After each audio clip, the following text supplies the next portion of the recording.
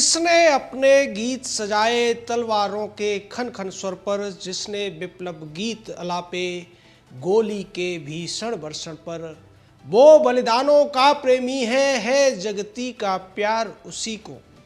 नमस्कार, मैं जनरल श्री ओम गौतम बात कर रहा हूं भारत के रणबांकुरे सैनिकों की। नौसेना में हो, सेना में हो या फिर वो वायुसेना में हो, उन्होंने हमेशा ही ये दिखाने की कोशिश की है कि मातृभूमि की रक्षा से बढ़कर उनके लिए कुछ भी नहीं है। चाहे समुद्र की गहराइयाँ हो, आकाश की ऊंचाइयाँ हो या फिर हिमालय की वो बर्फ हो जो कि -40 डिग्री तक नीचे यहाँ का टेम्परेचर होता है, लेकिन भारत के रणबांकुरे कभी भी भारतीय सीमाओं की रक्षा करने से पीछे नहीं हटते हैं और न ही वो अपना पराक्रम कम करते हैं। लेकिन उसके बावजूद कुछ प्रचंड मूर्ख ऐसे होते हैं जो देश की सेनाओं पर सवाल उठाते हैं, देश की सेनाओं को कमतर आंकते हैं, उनका अपमान करते हैं और कई तो इतने ज़्यादा आगे बढ़ जाते हैं कि वो सेनाओं की ज़रूरत पर ही सवाल उठा देते हैं।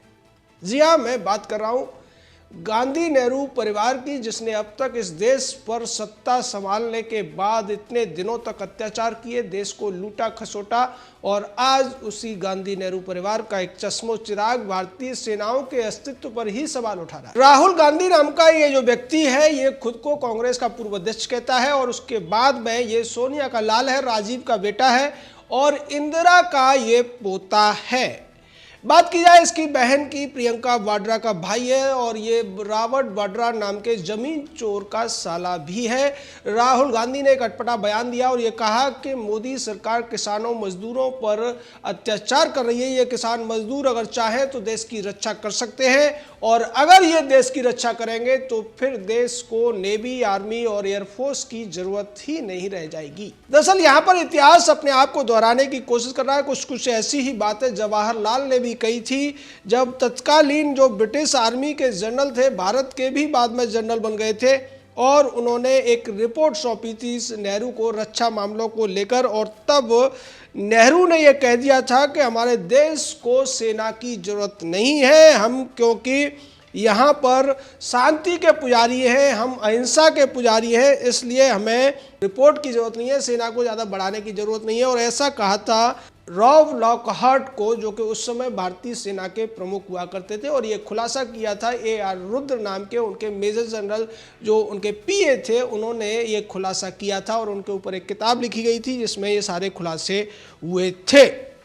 Commander in chief Rob Lockhart को इस तरीके का जवाब नेहरू ने इसलिए दिया था क्योंकि उन्होंने आकर ये बताया था कि कवालियों का एक बड़ा गुट कश्मीर के ऊपर हमला करने वाला है जो अंततः भारत के ऊपर ही हमला होगा। उसके बाद जवाहरलाल ने रॉब लॉकहार्ट को बुरी तरह से डांट दिया था और ये कहा था कि बकवास, पूरी बकवास करते हो, हमें रक्षा नीति की आवश्यकता ही नहीं है, हमारी नीति तो अहिंसा है और हम अपने सामने किसी भी प्रकार का सैन्य खतरा नहीं देखते हैं। जहां तक मेरा सवाल है, आप सेना को भंग कर सकते हैं, हमारी सुरक्षा जरूरतों को पूरा करने के लिए पुलिस अच्छा काम कर रही है। ऐसी सोच थी जवाहरलाल की और उसी तरीके की सोच अब जवाहरलाल के पड़पोते राहुल गांधी नाम के कांग्रेस के इस पूर्व अध्यक्ष की है, जो भारत का अधेड़तम युवा है और इसको कोई तो प्यार से बचपना या बालक भी कहकर पुकारते हैं क्योंकि इसकी बुद्धि पर तमाम लोगों को आश्चर्य होता है। ये हर बात का विशेषज्ञ है पर जानकार किसी बात का नहीं है। राहुल गांधी ये बातें किसानों को ललचाने के लिए कर रहे थे, बेरोजगारों को, मजदूरों को ललचाने के लिए कर रहे थे, लेकिन वो भूल गए इस देश की सेना का अपमान वो कर रहे हैं और उसको लेकर अब पूर्व सैनिकों में, वर्तमान सैनिकों में काफ़ी गुस्सा देखने को मिल रहा है और वो इस राहुल गांधी को इस बात के लिए बुरी तरह से लताड़ रहे हैं। लोग पुरानी बातें भी ढूंढ कर ला रहे हैं कि जिस तरीके से राहुल गांधी की दादी का बाप बातें किया करता था, कुछ बातें राहुल गांधी ऐसी ही कर रहा है और जवाहरलाल के उस सोच की वजह से भारत ने अपने बेशकीमती जो हमारी ज़मीनें थी, जो हमारी मातृभूमि थी, उसके कई बड़े हिस्से गंवा दिए। खासकर लद्दाख का वो हिस्सा जिसे आज अक्साई चिन के नाम से कहा जाता है, जिसको लेकर भारतीय सेनाओं को तमाम खर्चे करने पड़ते हैं, जिसको वापस लेने के लिए या उसकी रक्षा के लिए जो हिस्सा हमारे पास है, उस अक्साई क्षेत्र को जवाहरलाल ने चीन को हड़पने दिया और कह दिया था कि वहाँ पर बंजर भूमि थी इसलिए उसका कोई महत्व नहीं है। उसी जवाहरलाल के बेटी और उसके बाद में उसके पोते और पड़पोते की जो नीति रही उसकी वजह से 5000 स्क्वायर किलोमीटर का हिस्सा और चला गया। 38,000 स्क्वायर किलोमीटर का हिस्सा जवाहर ने दिया था और बाकी का 5000 स्क्वायर किलोमीटर का हिस्सा उसके जो खानदानी थे उनके जो कुशासन था उसकी वजह से भारत से छिन गया। लेकिन ताज्जुब तो इस बात को लेकर होता है और आश्चर्य की बात है कि इतनी मजबूती के साथ, इतने विश्वास के साथ राहुल गांधी इस तरीके की बातें करता है और उन बातों को जो मीडिया है, जो तथाकथित प्रपंचकारी पत्रकार हैं, वो राहुल गांधी का मोदी पर हमला बताते हैं। लेकिन वो भूल जाते हैं कि ये राहुल गांधी का मोदी पर हमला नहीं है बल्कि भारतीय सेनाओं पर हमला है, भारतीय सैनिकों की उस जोश पर हमला है, उस विश्वास पर, उस वीरता पर हमला है जिसके द्वारा वो भारत की भूमि की रक्षा करते हुए अपने प्राणों को भी निछावर कर देते हैं। लेकिन राहुल गांधी, उसकी पार्टी और उसके तमाम चंपुओं को इस चीज की बिल्कुल भी फिक्र नहीं है। जैसा गलवान घाटी में 20 जवानों के बलिदान के बाद राहुल गांधी ने बजाय उन बलिदानियों की प्रशंसा करने, उनको सहानुभूति देने, उनको श्रद्धांजलि देने के सीधे सवाल उठा दिए थे उनकी वीरता पर और यह कह दिया था कि चीनियों ने हमें घुसकर मारा है। जबकि हकीकत तो ये थी कि उस 20 टुकड़ी में जिसमें 20 लोग बलिदान हुए थे उन्होंने चीनी चंपुओं को मौत के घाट उतार दिया था। 100 से ज्यादा चीनियों की कब्रों को विदेशी मीडिया ने भी पकड़ा था और उसके बाद ये तय हो गया था कि चीनियों को बहुत बड़ा आघात लगा है। राहुल गांधी का चीनियों से बहुत गहरा रिश्ता है और इसके सबूत भी सामने आते हैं जब राहुल गांधी, उसकी मां और आनंद शर्मा चीनी पार्टी, जो कम्युनिस्ट पार्टी है उसके साथ, और शी जिनपिंग जो उस समय वाइस प्रेसिडेंट थे, उनके मौजूदगी में एक समझौता करते हैं एक दूसरी पार्टी को मजबूत करने का। और इसके बदले में चीनी कम्युनिस्ट पार्टी राजीव गांधी के नाम पर चलने वाले एक ट्रस्ट को करोड़ों रुपए का चंदा देती है, जिस ट्रस्ट को चलाने की जिम्मेदारी या जिस ट्रस्ट को चलाने का काम सोनिया गांधी, प्रियंका वाड्रा और राहुल गांधी मिलकर करते हैं। अब आप समझ सकते हैं कि कितनी बड़ी रिश्वत दी गई थी राहुल गांधी को उस एमओयू को साइन करने के लिए, उस समझौते को साइन करने के लिए। बाद में कई बार सवाल उठे कि उस समझौते में ऐसा क्या था उसको राहुल गांधी देश के सामने रखे, लेकिन राहुल ने ऐसा करने की हिम्मत नहीं दिखाई, बल्कि वो बार बार चीन को लेकर ऐसे बयान देता रहा जिससे लगता था कि शायद वो चीनी कम्युनिस्ट पार्टी का प्रवक्ता बन गया है, न कि भारतीय जो कांग्रेस पार्टी है उसका पूर्व अध्यक्ष। इस पर तमाम सवाल उठे थे और इसको लेकर भारतीय जनता पार्टी ने आज एक बार फिर से हमला बोला। जेपी नड्डा ने भी पूछा कि राहुल गांधी उन चीज़ों को बताए जो उन्होंने समझौते में की थी और जवाहरलाल के ज़माने में जो 38,000 वर्ग किलोमीटर की जमीन चीन ने हड़प ली थी उस पर राहुल गांधी बोलने का कष्ट करें। उसके साथ साथ अमित मालवीय ने भी सवाल उठाए और यह पूछा कि जब राहुल गांधी की सरकार हुआ करती थी, उसकी मम्मी के इशारों पर चलने वाले मनमोहन सिंह की सरकार हुआ करती थी जो भारत के सबसे बड़े अर्थशास्त्री थे, उस समय भारत का जो 2003-4 में जो व्यापार घाटा था वो $1.1 बिलियन था, उसको बढ़ाकर मनमोहन सिंह जैसे अर्थशास्त्री ने $36 बिलियन कर दिया था। निश्चित तौर पर यह बड़ा मुद्दा था और इसको लेकर कांग्रेस ने कभी जवाब नहीं दिया। कांग्रेस आज अर्थव्यवस्था की बात करती है, अर्थनीति की बात करती है, लेकिन जिस तरीके से व्यापार घाटा बढ़ाया गया, व्यापार घाटा बढ़ता क्यों है वो भी हम आपको बता देते हैं। दरअसल जो देश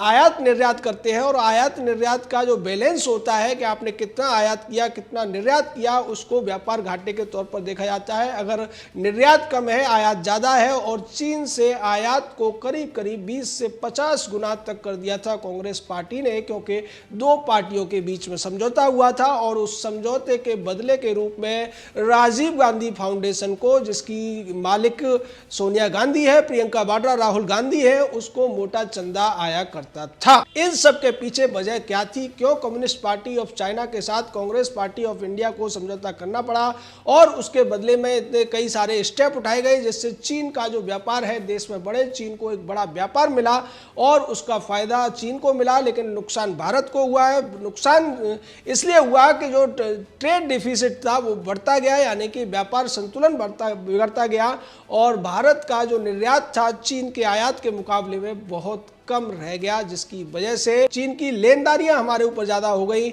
और भारत को इससे काफ़ी ज़्यादा घाटा हुआ।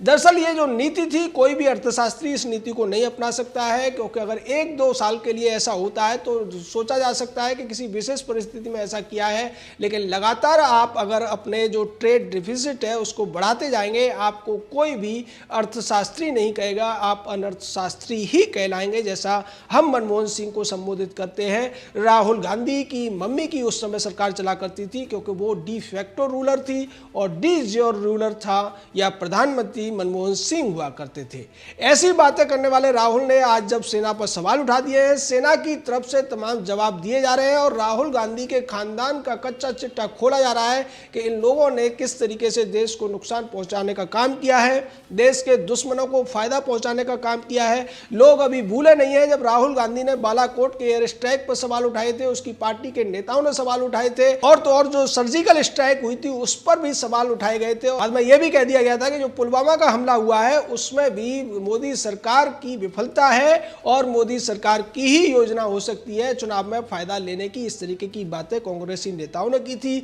या कांग्रेस की जो पिछलग्गू पार्टियां हैं उन्होंने की थी। निश्चित तौर पर उसका जवाब जनता ने दिया था, लेकिन ये इतनी बेशर्मी की हदें पार कर चुके हैं राहुल गांधी नाम के अधेड़तम युवा पूर्व अध्यक्ष कांग्रेस पार्टी के, कि इनको कुछ भी समझ नहीं आता है। जनता कितना भी लताड़े, लोग कितना भी इन्हें कुछ कहे, लेकिन ये जो रटन तू तोता है ये वही बोलता है जो इसके दिमाग में एक बार घुस जाता है। और इस बार तो इसने इतनी बड़ी गड़बड़ कर दी है कि अब सेना के पूर्व अधिकारी, पूर्व सैनिक और उनके परिवार के लोग कांग्रेस पार्टी को और उसके इस पूर्व अध्यक्ष को लगातार कोस रहे हैं और पूछ रहे हैं कि ये व्यक्ति जवाहर की उस नीति को फिर से आगे बढ़ाना चाहता है क्या, जिस नीति की वजह से भारत का 38,000 स्क्वायर किलोमीटर का हिस्सा चीन ने दबा लिया था। और उसी नीति को आगे बढ़ाते हुए कांग्रेस की अन्य सरकारों ने तमाम भारत के संसाधनों को चीन को लुटा दिया और राजीव गांधी फाउंडेशन नाम की एक संस्था के नाम पर सोनिया गांधी ने मोटी रिश्वत इस सब के लिए ली। अब उन लोगों को ये जवाब भी देना पड़ेगा कि ऐसा उन्होंने क्यों किया,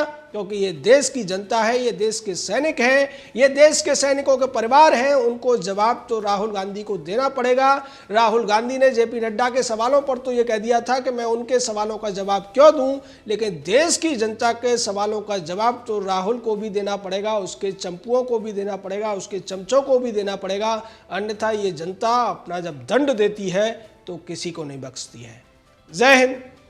जय भारत।